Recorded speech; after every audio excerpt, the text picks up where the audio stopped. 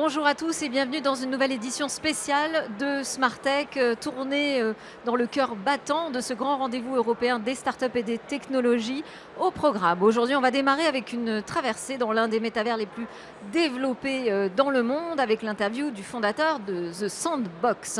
Et puis, je vous présenterai une plateforme française dédiée aux visioconférences en multilingue qui permet de la traduction en simultané de tout ce qui passe par ce canal. On aura aussi dans ce Smart Tech une annonce en avant-première autour de l'IA, je ne vous en dis pas plus tout de suite. On partira également à la visite d'un stand, un stand de pâtisserie, des pâtisseries à déguster qui sont imprimées en 3D, vous verrez c'est très étonnant.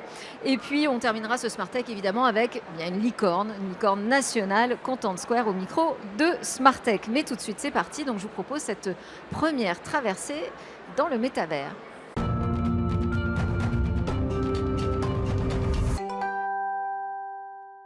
Pour ce deuxième jour, cette deuxième journée de Smart Tech en plein cœur de Vivatech, je vous propose de démarrer avec une plongée en apnée, on va dire, au sein du métavers. Je suis en compagnie pour cela de Sébastien Borget. Bonjour.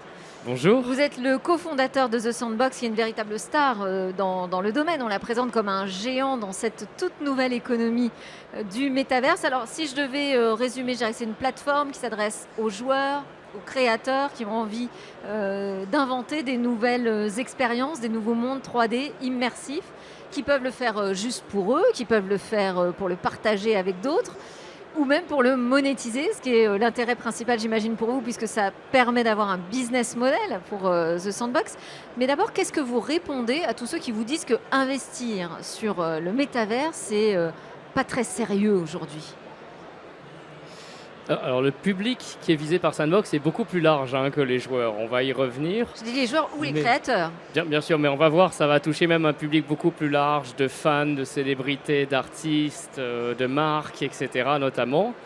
Pour moi, le métavers, c'est avant tout une révolution technologique qui vise avant tout les utilisateurs, qui place les utilisateurs au centre de la proposition de valeur. Et le métavers est un peu comme à l'image de l'Internet, c'est un concept qui va englober une myriade de mondes virtuels, une myriade d'applications décentralisées éventuellement, donc qui dépasse largement la simple notion de crypto-monnaie, de token, voire de collection de NFT. Et donc on investit dans le métaverse de la même manière qu'on pense à un horizon assez lointain, investir dans les énergies renouvelables, les véhicules autonomes, etc. Il y aura sûrement... On peut vraiment faire la comparaison, Sébastien Borget, entre s'acheter une paire de tennis virtuels pour le métavers et investir dans les énergies renouvelables ? On pourrait de manière assez large. La question, c'est est-ce que l'on croit qu'il peut exister un Internet meilleur où les utilisateurs sont placés au centre de la proposition de valeur. Tout ce qu'ils font en termes de création ou en termes d'activité, de temps passé, la valeur qui provient de ces activités va d'abord aux utilisateurs et on va avoir des interactions beaucoup plus immersives et créatives dans cet univers. C'est pour ça que vous parlez d'ailleurs d'un métavers décentralisé. Est-ce qu'il est décentralisé avec The Sandbox ? On va revenir plus précisément à ce que vous proposez, ou est-ce que par essence, il est décentralisé puisqu'il repose sur des technologies comme la blockchain ? Mais par essence, il est décentralisé parce qu'il utilise effectivement la blockchain comme technologie, cette base de données publique sur laquelle en fait aucun acteur seul ne peut altérer l'information. Et il utilise aussi les NFT qui permet au fait aux détenteurs, aux utilisateurs qui détiennent ces NFT de jouir pleinement de la possession de ces biens numériques.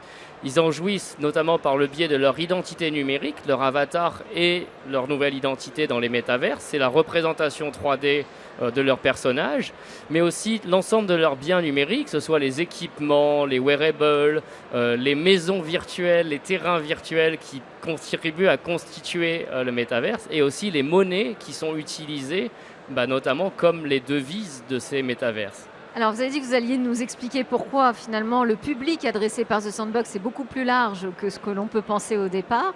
Essayez de le faire peut-être en nous donnant quelques exemples très concrets d'expériences nouvelles créées pour ce métavers. Tout à fait. Donc en fait, l'une des premières pierres de base de Sandbox, c'est finalement de permettre à quiconque de devenir un créateur. Donc on n'est pas forcément créateur dès le départ, mais de réduire la barrière technologique et ensuite de bénéficier du fruit de ce labeur, de cette créativité. La deuxième chose, c'est que finalement, on va retrouver dans Sandbox bien plus que du jeu vidéo.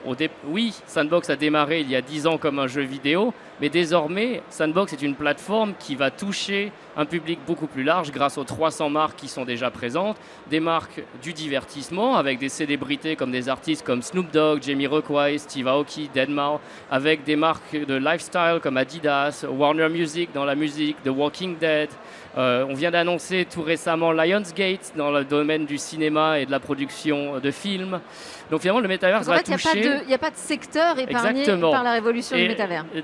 Le divertissement, la culture est très importante. On cherche à positionner Sandbox comme un univers, un monde virtuel où la culture va être globale. Donc on va trouver des marques autant des États-Unis, d'Europe, de France, mais aussi de Corée, de Japon, de Hong Kong, etc. Et on va même voir des acteurs du secteur financier, de la banque, je pense à HSBC, à PwC, à Carrefour, à AXA, au groupe Casino. Mais eux, qu'est-ce qu'ils viennent faire typiquement dans le métavers? Ils viennent offrir un groupe comme Carrefour. Ils viennent offrir des expériences nouvelles, plus immersives à leurs utilisateurs. Ils ne sont pas Donc là... ils travaillent leur marque? Alors, ils travaillent avant tout, finalement, la valeur qu'ils apportent aux utilisateurs et comment ils créent une nouvelle forme d'engagement et une nouvelle forme de divertissement. Ils ne sont pas là pour vendre du contenu. On n'est pas du tout dans un Internet transactionnel. Et en fait, c'est ça qui est aussi important de comprendre avec le métaverse. C'est avant tout l'imagination, la créativité et les expériences et la valeur apportée aux utilisateurs plutôt que d'essayer de l'extraire des utilisateurs dès le départ. Quand même, la valeur transactionnelle, c'est ce qui fait aujourd'hui la valeur de The Sandbox. Parce que votre modèle économique il repose sur une commission, c'est ça que vous prenez sur les transactions qui sont réalisées dans le métaverse?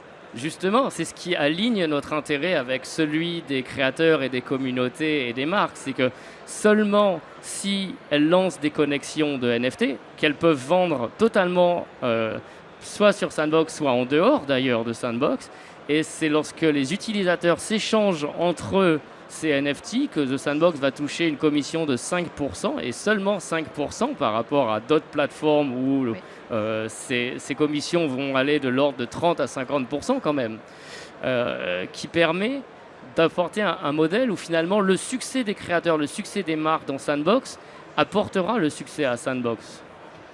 Alors, vous avez été désigné par le Times dans le top 100 des boîtes les plus influentes. Est-ce qu'on a encore besoin de guides, justement, de modèles dans ce métavers? Parce que là, vous nous en donnez un aperçu, mais aujourd'hui, on ne sait pas exactement ce qui va se passer, on est bien d'accord? On est vraiment très tôt dans les possibilités qui sont offertes par le métaverse.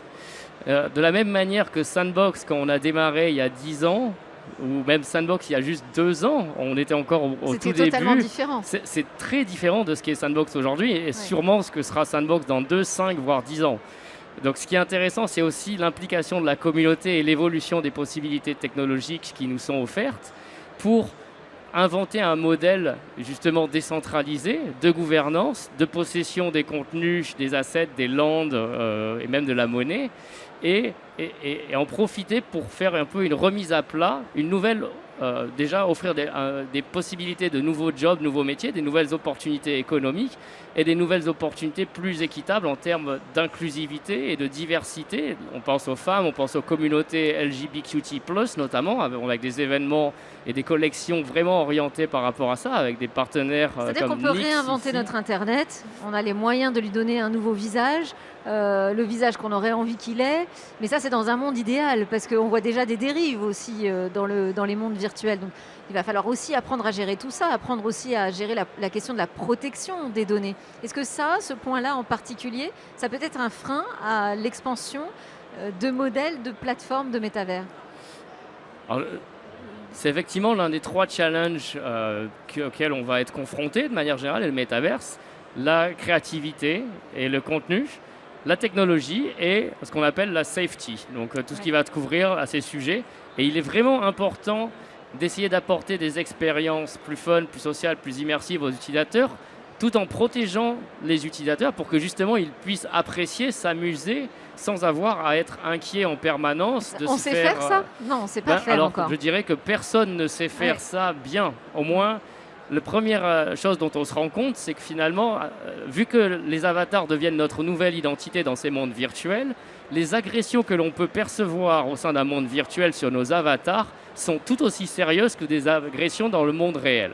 Déjà, la reconnaissance de cela est très importante. Ensuite, il y a les actions, les mesures qui sont prises pour protéger les utilisateurs. On peut voir qu'elles sont largement insuffisantes. On peut y accéder par le biais de la technologie d'abord, en automatisant grâce à l'AI la détection des dialogues qui sont inappropriés et les comportements qui sont inappropriés. Mais on aura aussi besoin de beaucoup d'êtres humains pour participer à la modération, ce qui va entraîner la création de nouveaux métiers, de nouveaux jobs. Et aussi, je pense que la communauté a un rôle à jouer. Et la meilleure manière de récompenser la communauté par rapport au comportement positif dans les mondes virtuels, c'est aussi qu'elle participe et qu'elle soit rémunérée dans les monnaies de ces plateformes. Sébastien Borget, le temps passe très très vite avec vous. On arrive à la fin de l'interview. J'avais quand même une question à vous poser à propos de Meta. Meta, le groupe Facebook. Qu'est-ce que vous pensez de leur stratégie? Et est-ce que vous vous rapprochez d'eux? Est-ce qu'il y a des choses à faire ensemble? Est-ce que demain, les grandes plateformes du numérique d'aujourd'hui seront les grandes plateformes du métaverse demain? Alors, je pense que la stratégie de Meta est assez confusante pour le grand public, dans le sens où finalement elle s'approprie un terme, un concept qui est le métaverse, sans apporter de réponse claire aux expériences qu'elles vont apporter, et surtout sans aucun changement à leur business model, qui, comme on le connaît malheureusement désormais, est un business model où l'utilisateur est le produit qui est monétisé par la collecte des données privées et la revente à des annonceurs. Ça reprend la problématique qu'on a vue ensemble. Est-ce que vous travaillez avec eux? Non. Bon, parce que eux, leur idée, c'est de créer l'écosystème demain dans le métavers. Tant qu'ils ne supporteront pas les technologies décentralisées de la blockchain et des NFT, je pense qu'il sera très difficile d'être aligné avec ce qu'ils annoncent. Merci beaucoup. C'était Sébastien Borget dans une interview en plein cœur de Vivatech. Sébastien Borget, le cofondateur de Sandbox. Merci encore. Merci. On enchaîne avec une nouveauté, cette fois dans la traduction automatique.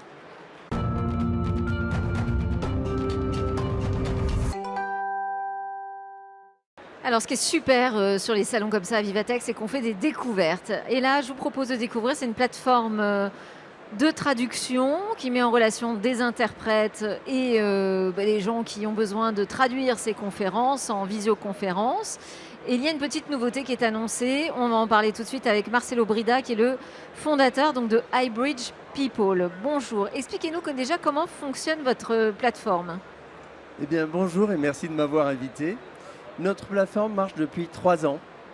On travaille essentiellement pour les grandes entreprises, CAC 40, ETI, RH, CEE, Comité d'entreprise européen, conseil d'administration, etc., formation, etc. Donc, qu'est-ce qu'on fait jusque-là? On a une plateforme. Donc, ce sont des grands groupes qui organisent des visioconférences ou des conférences et qui ont besoin de traduction simultanée en plusieurs langues. Exactement. On a fait le plus gros groupe, on a fait 14 langues simultanément. Ok, très bien. Donc là-dessus, pas de technologie, à part une plateforme que vous avez dû mettre en place. Est-ce que c'est une brique technologique maison? Alors, c'est une vraie technologie maison, il y a un brevet derrière. Là, on sort un deuxième brevet. Et je dirais le cœur de la prestation du service, c'est de pouvoir immerger une personne 360 degrés. La voix, ce qu'il chatte à l'écrit, traduit automatiquement, et les documents partagés à l'écran qui sont dans sa langue. Donc il est dans un environnement totalement traduit. Et c'est individualisé. Si j'ai par exemple 3 intervenants comme autour de ce plateau qui parlent chacun une langue différente, ils auront leur univers dans leur langue, chacun. Exactement, c'est exactement ça. Chacun parle, lit et écrit dans sa langue. Donc c'est une plateforme qui se substitue ou qui peut faire concurrence à un Zoom, par exemple, et qui en plus apporte une surcouche de traduction par des humains. Mais là, vous faites une annonce. C'est ça. Sur le salon Vivatech d'une nouvelle technologie, une nouvelle brique. Alors déjà, c'est une plateforme qui va bien au-delà des autres, comme celle que vous venez de citer, qui sont par nature monolingues, même s'il y a des canaux. Là, c'est conçu pour que vous ayez tout votre cerveau dans votre travail. Alors, l'annonce que nous faisons, c'est que nous avions prévu l'année prochaine une IA de traduction simultanée orale. Eh bien, nous l'avons faite pour Vivatech. Alors, ça veut dire quoi une IA simultanée, enfin de traduction simultanée orale? Ça veut dire que À côté du fonctionnement avec les interprètes, on peut avoir un fonctionnement autonome, sans interprète. Alors, il faut m'expliquer un peu plus précisément, s'il vous plaît, hein, parce que c'est-à-dire que moi, je parle dans une langue et il y a une IA qui va traduire en vocal, c'est de la reconnaissance vocale, C'est ça, d'accord? Et elle le fait, elle aussi, à l'oral c'est ça, et à l'écrit, exactement. les deux. C'est-à-dire que vous parlez en français, vous êtes sous-titré en français, et les gens qui sont dans les autres langues seront sous-titrés chacun dans la langue de son choix. Sous-titré, mais donc, c'est pas à l'oral, cette traduction. Ce qu'on présente aujourd'hui sur Vivatech, c'est le sous-titrage. Laissez-moi 2 semaines ou 1 mois et vous aurez l'oral. D'accord. Et alors, ce sous-titrage, il a quand même une supervision humaine? Non, le sous-titrage, il est à la base entièrement fait IA. Après, effectivement, on va intégrer des options comme un deuxième locuteur ou une correction. Alors, ces sujets de traduction, c'est des sujets très complexes. On sait que les plus grands acteurs du numérique récupèrent énormément de données. Je pense à Google notamment, hein. Pour lui, c'est beaucoup plus facile d'améliorer son outil. Est-ce que vous utilisez quand même des briques déjà existantes Alors, pour la traduction? c'est une très bonne question. Je ne peux pas vous donner la cuisine interne pour des raisons évidentes, mais nous travaillons avec le plateau de Saclay, avec des laboratoires d'analyse des langues naturelles et de digitalisation des langues naturelles. Ça veut dire que c'est une solution 100% française. Alors, elle n'est pas 100% française. On des a indices. des acteurs français, on a des acteurs d'autres pays, mais on essaye de faire le plus possible en France. Très bien, merci beaucoup Marcel Aubridin, on vous souhaite un bon Vivatech. Je rappelle que vous êtes le fondateur d'iBridge People et donc une solution quand même française de traduction en temps réel avec de l'IA dans tout ça. Merci beaucoup, bon Vivatech. Merci à vous. On enchaîne nous dans Smart Tech avec, c'est l'heure de vous parler de cette annonce en avant-première.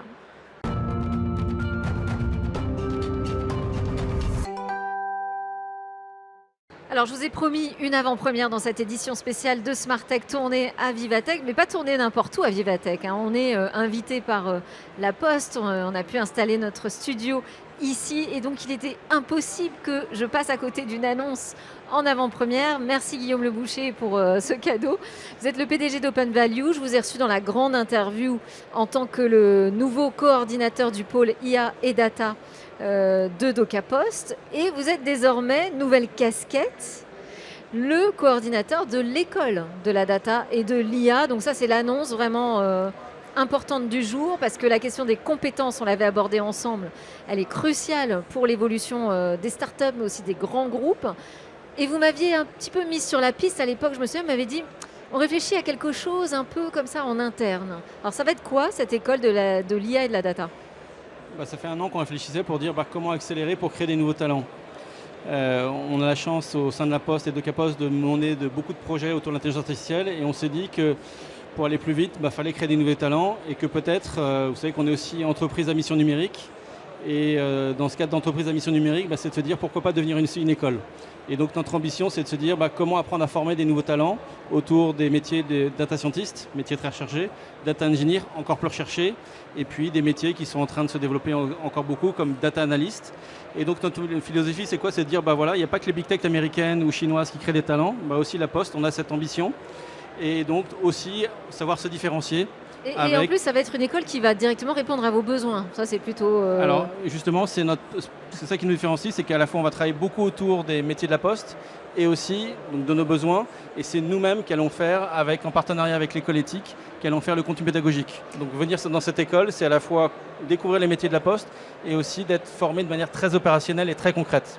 Et c'est une école à quel niveau? Qui est accessible à qui? Quelles sont les conditions d'admission? Alors, les conditions d'admission, c'est déjà niveau bac. On va essayer d'aller très très loin dans l'ouverture. On va chercher des candidats et des candidates qui ont l'appétence pour les mathématiques, un petit peu l'informatique. Et en même temps, on ne va pas chercher des super experts. On veut des personnes qui veulent s'ouvrir, apprendre ces nouveaux métiers. Aujourd'hui, dans le monde de l'IA, effectivement, il y a des gens qui sont très forts en mathématiques, mais il n'y a pas que ce monde-là, il y a aussi ceux qui veulent découvrir. Et à travers notre formation, on va les mettre sur des cas d'usage autour de la connaissance client, autour de la livraison de courrier, pour dire, dans ces métiers-là, on peut faire découvrir ce que c'est que faire des... Mais il y aura un concours à l'entrée, comment vous allez les sélectionner? Non, alors il y aura une sélection, on est sélectionné à la fois sur son appétence, mais aussi sur ses soft skills. Donc des candidats qui savent aussi vouloir venir en entreprise et donc découvrir un peu ce magnifique univers de la data et de l'IA, quoi. Et quand on pense conditions d'admission, on pense aux frais, Alors les frais, c'est quasiment gratuit. c'est-à-dire quasiment gratuit. Ça sera environ une scolarité entre 500 et 700 euros par an. D'accord. DocaPost, on va beaucoup financer grâce à des dispositifs là-dessus. Et donc l'idée, c'est aussi d'accompagner les personnes qui ont besoin. Donc quand on dit IA, ça veut dire aussi pour nous inclusion et altruisme. Et donc on veut vraiment s'ouvrir aussi à tous pour ça. Et donc l'ouverture, c'est dès septembre là, de cette année 2022. Ce sont des formations qui vont être diplômantes.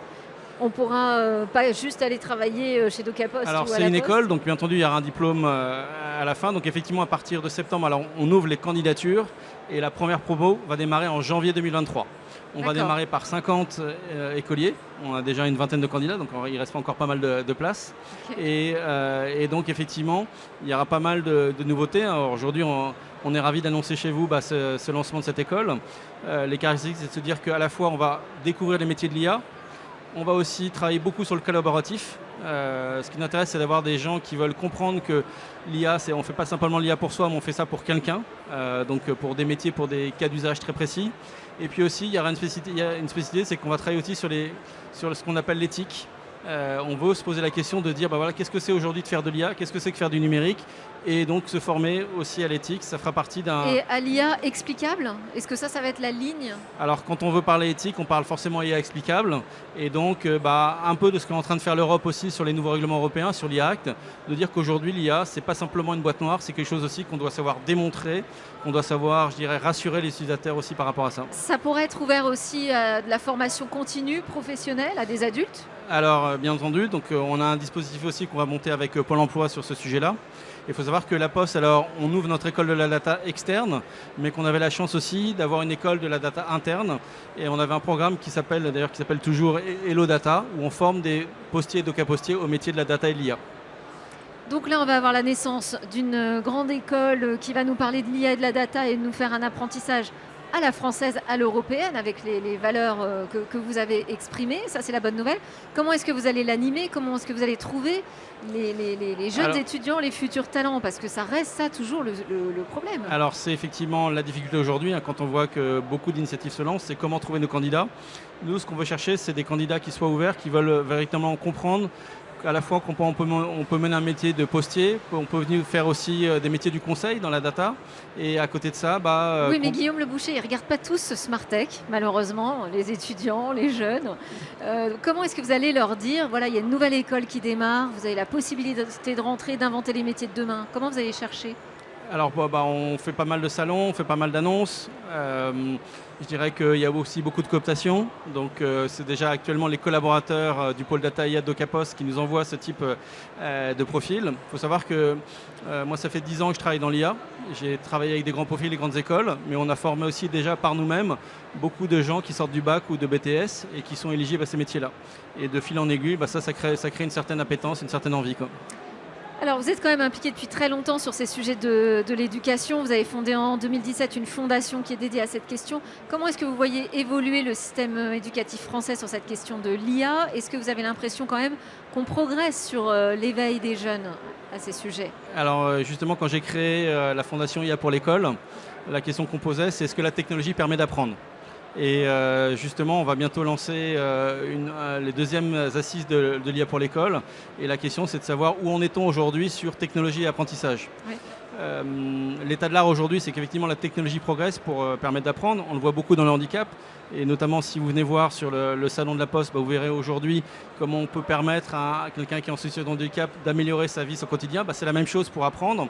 À titre personnel, je vais lancer des initiatives notamment pour tout ce qui est la cause de l'autisme, de voir comment on peut mieux détecter l'autisme, comment on peut mieux organiser l'environnement des autistes et faire en sorte que ce lien entre technologie et ça, il y a beaucoup de démonstrations ici sur Vivatech sur ces technologies. Merci beaucoup Guillaume Le Boucher, merci pour cette annonce. Donc une nouvelle école de l'IA et de la data pour tous ceux qui ont envie de travailler dessus, travailler sur ces technologies françaises pour l'Europe demain. Je rappelle donc que vous êtes désormais également le coordinateur de cette école, Guillaume Le Boucher. Merci beaucoup. Et maintenant, on va partir justement faire une échappée sur un stand. On va aller découvrir la pâtisserie numérique avec de l'impression 3D, mais ce sont des vraies pâtisseries à déguster, vous allez voir.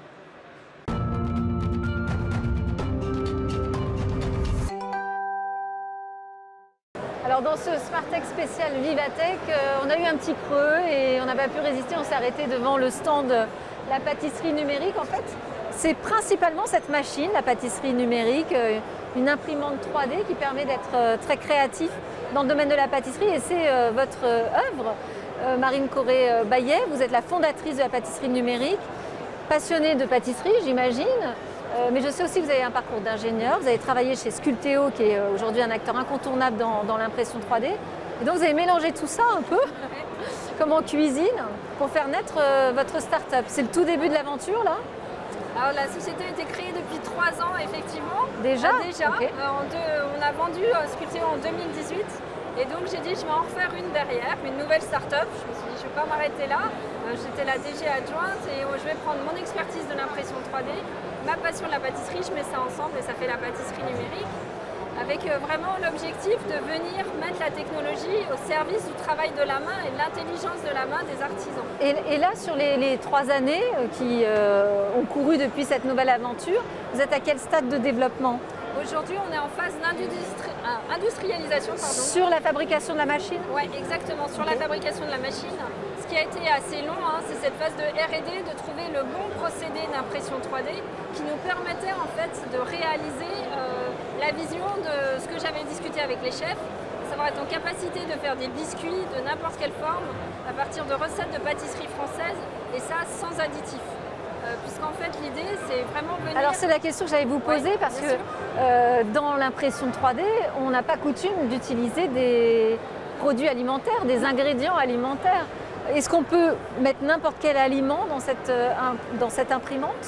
Non, elle a vraiment été conçue, elle, pour travailler avec des matériaux alimentaires, mais ce procédé qu'on a adapté pour l'impression 3D alimentaire et sur lequel on a pu ensuite breveter des améliorations, c'est un procédé qui a été mis au point pour le polymère, pour de la résine au départ, voilà, en 2003. Donc c'est vraiment une technologie qui est finalement relativement ancienne. Et pourquoi on a voulu travailler avec cette techno? Parce que justement, elle permet d'avoir une grande gamme de viscosité avec lesquelles on peut travailler. Donc on n'a pas besoin de faire de la chimie, c'est vraiment une solution physique à ce problème de traiter des matériaux visqueux. Et c'était important. Parce que là, vous pouvez mettre du beurre, vous pouvez mettre de la farine. Oui, on met effectivement du beurre, sucre, des œufs, de la farine, des sucres, tout ce qu'on a dans un gâteau, une pâte à gâteau classique. Et ce qui était important, c'était vraiment que l'utilisateur, le chef, puisse rester maître du goût. Parce qu'aujourd'hui, toutes les solutions d'impression 3D alimentaire qui existent viennent plutôt rajouter beaucoup de sucre ou des gélifiants. Et c'est pas, ils ne s'y retrouvaient pas quoi. Alors que eux, c'est ça leur savoir-faire. On ne peut pas, au titre de l'outil, venir détériorer l'expérience gustative gourmande du Et alors, expliquez-nous consommateur. concrètement, là, le pâtissier, quels sont les gestes qu'il va devoir produire? Oui, bien sûr. Alors, donc voilà, l'imprimante se présente aujourd'hui comme ça. Le cuisinier prépare sa pâte à gâteau qui vient mettre tout simplement dans ce conteneur ici jaune. Et vous savez, un gâteau, c'est un mélange d'éléments solides et d'éléments liquides. Donc la pâte à gâteau, c'est un élément liquide. Nous, on vient préparer une poudre qui rentre dans le gâteau, qui est une partie de la recette. Mais c'est nous qui la fournissons parce qu'elle est processée d'une manière particulière. Et c'est ce mélange en fait de la poudre et de la pâte qui va nous permettre en fait de réaliser le gâteau. Et ça modifie pas le goût? Non. En fait, on calcule le goût, enfin on travaille la recette pour prendre en compte la poudre qui va finir le gâteau.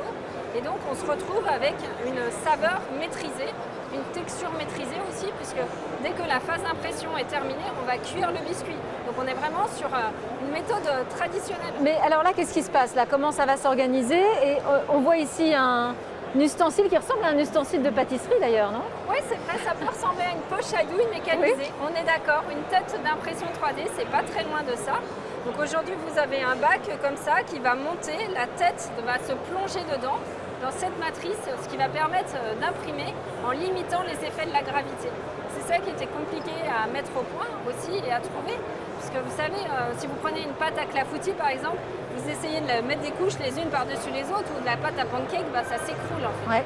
Donc, il fallait trouver l'astuce physique qui permettait d'éviter cet effet de gravité et imprimer les pièces en suspension. Mais là, elles sont imprimées, c'est-à-dire qu'on a un mélange, on a une forme, oui. Mais c'est pas cuit. C'est pas encore cuit. Donc ensuite, on récupère le bac qu'on sort de l'imprimante et on va le mettre au four en cuisson. On a développé un four qui permet Et d'accélérer ces temps de la cuisson. forme n'est pas perdue dans le Non. transport. Non, non. Donc ça marche pour des pâtisseries solides en particulier. Alors, il se trouve que voilà, la première Je ne peux pas faire de application, soufflé avec, par exemple. on n'en est pas encore tout à fait là. On travaille aujourd'hui sur de la pâtisserie sèche, donc du biscuit, parce que c'était vraiment la première application qu'on m'avait demandé dans le cadre de ma formation de pâtissière au Meurice notamment, dans les équipes de Cédric Grolet. On m'avait vraiment dit, travaille sur des structures prêtes à garnir, de crème, etc. Parce que là, en fait, c'est un gain de temps, finalement, pour le pâtissier. Exactement, Ouais. exactement. En fait, je connais personne qui va chez son pâtissier parce qu'il adore le fond de tarte. Vous voyez, c'est pas là où est la valeur ajoutée d'un gâteau. On aime un gâteau pour le mélange des saveurs, les couleurs, les textures, le fruit, etc., les goûts. Et c'est là-dessus que les pâtissiers ils s'éclatent. Donc si on est capable de leur fournir une solution qu'automatise les tâches un peu fastidieuses, pas à valeur ajoutée, pour qu'ils se concentrent sur le goût, on est gagnant. Alors, c'est un gain de temps pour les pâtissiers. Et est-ce que c'est un moyen aussi de créer des nouvelles formes de pâtisserie? Oui, bien sûr, c'est ça aussi qui est chouette avec l'impression 3D. On connaît avec l'impression 3D dans l'industrie la possibilité vraiment d'imaginer des choses folles qu'on ne pourrait pas réaliser par des techniques traditionnelles. Et là, je fais vraiment confiance à nos premiers utilisateurs pour venir inventer d'autres types de gâteaux. Ça veut dire qu'en fait, là, dans votre entreprise, il n'y a pas de pâtissier. Alors moi, je suis pâtissière et j'ai Oui. David juste à côté qui est aussi chef pâtissier. Mais vous avez aussi, j'imagine, des designers. Des designers, des ingénieurs méca, Des chimistes. et des biochimistes. Voilà. On est 9 personnes aujourd'hui, 2 tiers de l'équipe en R&D, un chef pâtissier qui est à moitié de la R&D, je pense, un chargé business et moi. Merci beaucoup. Donc Marine Corré-Baillet, qui est Merci la à vous. patronne de la pâtisserie numérique. Juste après, on va goûter d'ailleurs. Hein. Merci.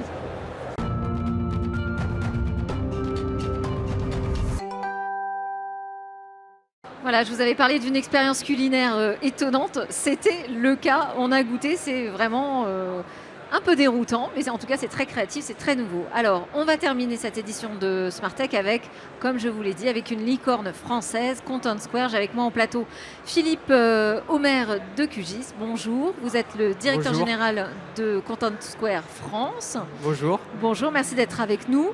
Alors Content Square, pour dire rapidement, c'est un spécialiste de l'analyse de comportement des internautes sur les sites internet et les applications pour améliorer leur expérience.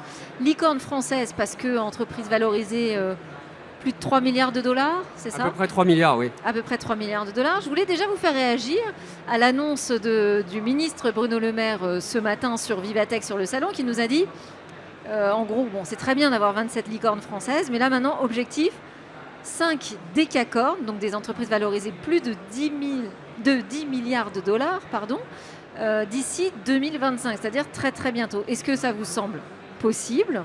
Est-ce que Content Square pourra en faire partie même? Alors c'est une très bonne question, elle est légitime. Moi j'aime bien, toujours pour savoir où on va, j'aime bien regarder derrière. Et donc si on met les choses en perspective, il y a 5 ans, dans le domaine des financements des boîtes de tech, quand on levait 50 millions de dollars, on faisait la une de Challenge. Si on regarde Talentsoft, ils avaient levé 50 millions de dollars, ils avaient fait la une de Challenge. L'année dernière, on a été la première licorne à lever 500 millions de dollars. Donc on a fait la une de tous les journaux. Et puis dans les mois qui ont suivi, il y a eu Back Market qui a levé plus, Miracle qui a levé plus. Et il faut bien voir qu'on est dans ce qu'on appelle la 4e révolution industrielle. Donc c'est vraiment, on est en train de changer d'air. Et donc moi, ça me semble un objectif qui est tout à fait Même si là, atteignable. on vit un petit creux quand même en ce moment, hein, sur les levées de fonds, justement. Oui, alors on a pu en parler, je vais revenir sur ce point, mais le mot crise signifie toujours opportunité. Alors c'est sûr que c'est une crise pour beaucoup de personnes à titre personnel, mais c'est aussi des opportunités de transformation de l'économie dont il faut savoir se saisir en tant que dirigeant. Donc moi, cet objectif de 10 milliards, il me semble atteignable. C'est pas une fin en soi d'avoir une valorisation de 10 milliards. C'est joli, ça fait beau sur les marchés, mais on a des missions d'entreprise qui sont un peu plus larges que ça. Alors justement, on va parler quand même de ce que vous faites, parce que ça peut paraître un peu obscur. Comment on fait de l'analyse comportementale d'internautes sur les sites internet? Ça repose sur de l'IA, j'imagine, des logiciels intelligents. Est-ce que vous pouvez nous expliquer un peu la techno? Bien sûr, alors c'est des verbes un peu compliqués qui traduisent une réalité extrêmement simple. Il y a 20 ans, quand on rentrait dans un magasin physique et qu'on était vendeur ou vendeuse, on savait qui rentrait, qui sortait. Quand la cliente était en magasin, on savait ce qu'elle regardait, ce qu'elle ne regardait pas. Si on était un peu empathique, on pouvait déceler les agacements, les attentes, avoir le bon niveau de questionnement. Bref, rentrer en relation et offrir une belle expérience et une bonne expérience. Aujourd'hui, les meilleures marques, quelle que soit l'industrie, sont celles qui sont capables d'offrir une expérience physique top, sur le fond et sur la forme.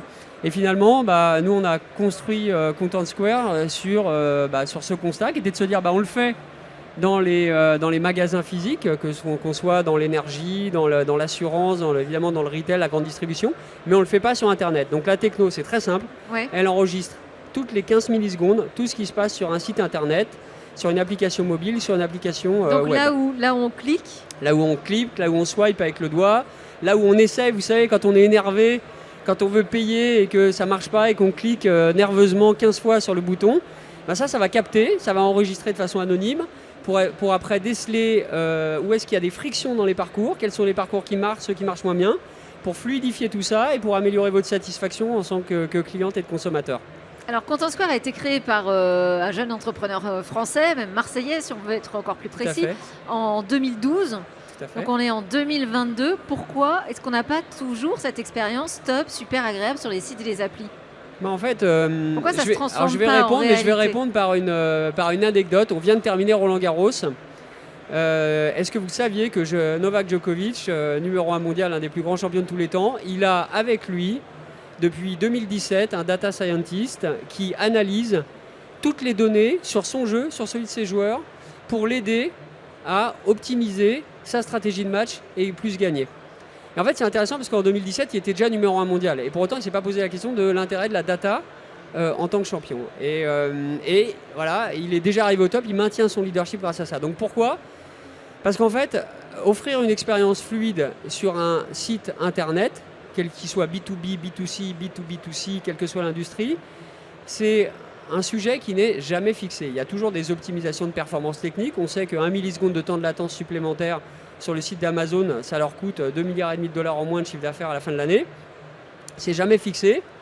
On sait que ce sont des petits détails dans les parcours clients qui font une grande différence. Et encore une fois, je termine avec le sport. J'adore le sport. C'est les Jeux Olympiques. Ça se joue sur des détails, la médaille d'or. Et donc, c'est tiens, il y a un petit détail qui ne va pas sur le check-out, sur la page d'accueil. Il y a un super visuel créé par la directrice artistique, mais en fait, il met trop de temps à charger. Donc en fait, la beauté, elle est au détriment de l'expérience. Et donc, c'est cette espèce de ligne sur laquelle il faut surfer pour offrir le meilleur. Donc vous avez encore plein de travail pour toujours, c'est presque ça que On vous est êtes loin en train d'être de au nous chômage, dire. oui. Vous êtes loin d'être au chômage et peut-être la prochaine Décacorn. En tout cas, c'est tout ce qu'on vous souhaite. Merci beaucoup, donc Philippe Omer de QGIS, d'avoir été avec nous. Vous êtes le directeur général France pour Content Square.